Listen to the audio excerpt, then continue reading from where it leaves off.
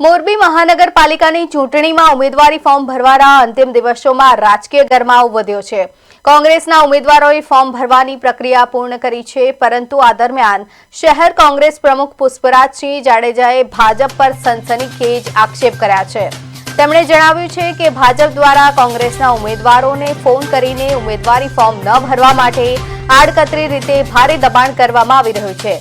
પુષ્પરાજસિંહ જાડેજાએ વધુમાં ગંભીર દાવો કર્યો છે કે સામાજિક આગેવાનો પાસે ફોન કરાવીને ખુદ તેમણે પણ ચૂંટણીમાં ફોર્મ ન ભરવા માટે ભલામણો અને દબાણ કરવામાં આવ્યું હતું। ભાજપ સત્તાના જોરે વિપક્ષના ઉમેદવારોને મેદાનમાંથી હટાવવા માંગતું હોવાના આક્ષેપ સાથે મોરબીના રાજકારણમાં ખળભળાટ મચી ગયો છે।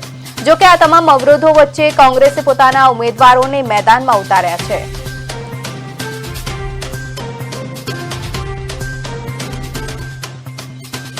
ના 52 ઉમેદવારો ઉતારવાના છે, નક્કી છે, ચૂંટણી લડવાના છે।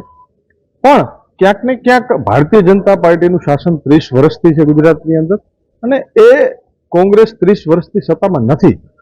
ત્યારે સામાજિક અને કોઈ પણ પ્રકારના પ્રેશર ઊભા કરીને જો કોઈ કાર્યકર્તાને પેલું દબાણ ઊભું કરવામાં આવે તો એ કાર્યકર્તા મૂંઝાય છે, ઢગાય છે। એટલા માટે અમારી ટેલિફોનિક સૂચનાથી જ અમે તમામ ઉમેદવારોને ઉમેદવારી કાલ કરાવશું।